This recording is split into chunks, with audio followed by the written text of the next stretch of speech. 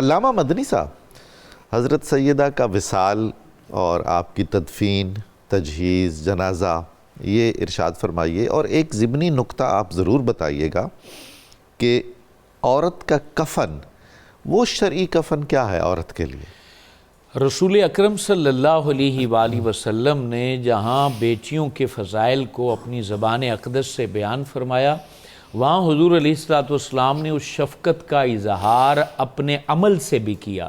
نبی پاک علیہ السلام حضرت ام کلثوم جب آپ کا وصال ہوا ہے 9 ہجری میں، تو حضور صلی اللہ علیہ وآلہ وسلم بڑے رنجیدہ ہوئے، آپ کے چشمان کرم سے آنسو جاری تھے، آپ گویا کہ دوبارہ حضرت خدیجہ الکبریٰ کی جدائی کو محسوس کر رہے تھے، کیونکہ آپ کی یہ شہزادی حضرت ام کلثوم اپنی امی حضور سے مشابہت رکھتی تھی اور آپ اس کو محسوس فرما رہے تھے۔ حضرت سیدہ کائنات رسول اکرم علیہ السلام سے زیادہ مشابہت رکھتی تھی، کیونکہ حضرت امی جان عائشہ صدیقہ یہ فرماتی ہیں کہ ان کی چال ڈھال، بولنے کا انداز، چلنے کا طریقہ اور آپ کی نشست و برخاست جو ہے وہ حضور سے مشابہ ہے۔ تو اسی طریقے سے حضرت ام کلثوم اپنی امی حضور کے ساتھ مشابہت رکھتی تھی۔ حضور حضرت سیدہ خدیجہ کا بھی کیا عالم ہے خوش نصیبی کا، کہ ان کا ہار دیکھ کر رسول اللہ صلی اللہ علیہ وآلہ وسلم کی آنکھیں نم ہو جاتی ہیں، تو یہ تو سیدہ خدیجہ کے جگر کے ٹکڑے ہیں، جگر کے ٹکڑے ہیں، اور ان کے وصال پر حضور علیہ السلام روئے ہیں اور آپ کے چشمان کرم سے آنسو بہ رہے تھے، اور آپ نے پھر انتہائی سمجھدار جو صحابیات تھیں ان کو ان کے غسل کے لیے اور کفن کے لیے ان کو بلایا، حضرت ام عطیہ کو بلایا، اور یہ حضرت ام عطیہ انصاریہ صحابیہ ہیں، اور یہ وہ خوش نصیب ہیں جنہوں نے حضرت زینب کو بھی غسل دیا ہے اور حضرت ام کلثوم کو بھی غسل دیا۔ انہی کی تو حدیث ہے نا جس میں وہ ارشاد فرماتی ہیں کہ ہم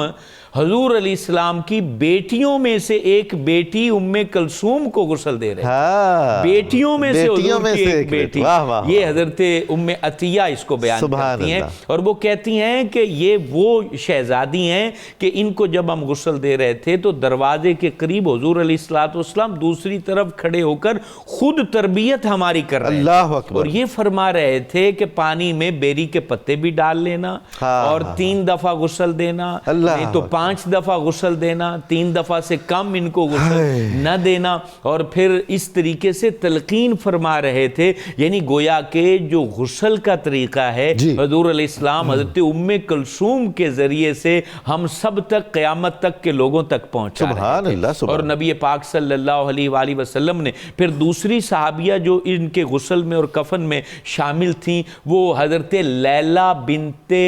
کانف ہیں، جو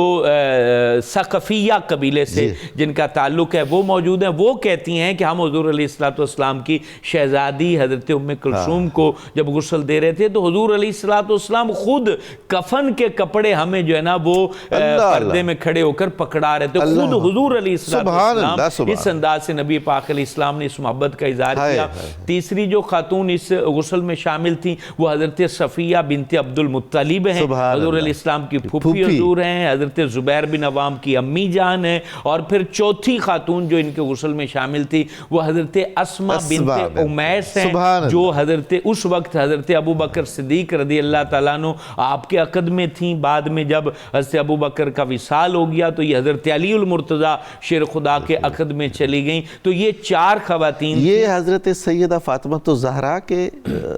وصال میں بھی حضرت سیدہ اسماء اس وقت وہ موجود تھیں، اس کے بعد یعنی حضرت علی المرتضیٰ شیر خدا سے بھی ان کا نکاح ہوا ہے۔ تو یہ 4 خواتین ہیں جن کو رسول اللہ صلی اللہ علیہ وآلہ وسلم نے خود تربیت دی اور انہوں نے غسل دیا اور پھر کفن دیا۔ جو آپ نے سوال کیا بڑا اہم سوال تھا کہ خواتین کا کفن جو ہے وہ سنت کتنا ہے۔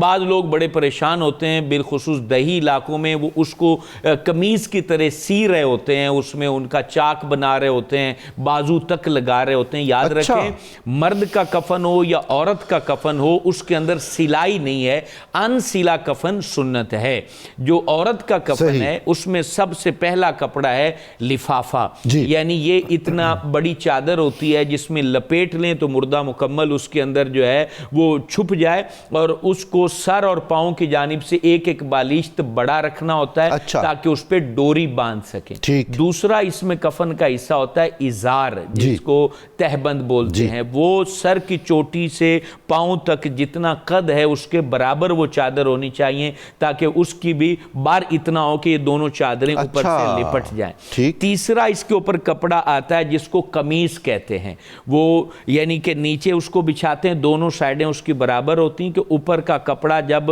میت کے اوپر ڈالا جائے تو اس میں جو گھٹنے ہیں وہ چھپ جائیں اور اوپر نیچے سے یہ برابر ہوتا ہے۔ اور اس میں جو چاک گردن نکالنے کے لیے مرد کا جو چاک دیا جاتا ہے، چیرا دیا جاتا ہے، وہ شانوں کی طرف، کندھوں کی طرف، اور عورت کا سینے کی طرف دیا جاتا ہے۔ اس میں کوئی سلائی نہیں ہوتی ہے، آپ نے نیچے وہ قمیض آدھی بچھا دی اور پھر گردن نکال کے اوپر دوسری آدھی ڈال دی۔ چوتھا جو کپڑا ہوتا ہے عورت کے کفن میں وہ ہوتا ہے اس کی اوڑھنی، وہ 1.5 گز کی ہوتی ہے اور چہرے کے برابر اس کی چوڑائی ہوتی ہے، وہ آدھی نیچے یعنی رکھ دیں گے اور دوسری اس کے چہرے کے اوپر آ جائے گی۔ پانچواں کپڑا اس کے اندر ہوتا ہے وہ سینہ بند ہوتا ہے، جو سینے پر رکھا جاتا ہے اور ناف تک، اور بہتر یہ ہے کہ گھٹنوں تک وہ کپڑا آ جائے۔ یہ 5 کپڑے ہیں جو حضور علیہ السلام کی تعلیمات میں ہیں، تو ان کو غسل اور کفن دیا گیا۔ حضور فخر عالم جانے کائنات خود جنت البقیع میں تشریف لے گئے، حضرت علی المرتضیٰ شیر خدا کرم اللہ تعالی وجہ الکریم کو تربیت فرمایا، وہ قبر میں اترے۔ حضرت فضل بن عباس اور ان کی شہزادیوں کے جو خادم خاص تھے حضرت اسامہ بن زید، وہ قبر مبارک میں اترے۔ حضور علیہ السلام نے خود جو ہے وہ سپرد کیا اللہ کی رحمت سے اور دعائیں دیں، اور حضور علیہ السلام ایک دفعہ یہ شہزادی بیمار تھیں تو خود تیمارداری کے لیے گئے تھے، اور آپ نے کہا تھا بیٹی کیسی طبیعت ہے؟ تو آپ نے عرض کی بابا جان بیمار تو ہوں لیکن میں بہتر ہو رہی ہوں، اللہ کا شکر ہے۔ اور پھر حضور علیہ السلام نے ان کو بہت ساری دعاؤں سے نوازا تھا۔ یہ سلسلہ قیامت تک کے لیے باپ اور بیٹی کے لیے بہترین اسوہ کامل۔ واہ واہ واہ، سبحان اللہ۔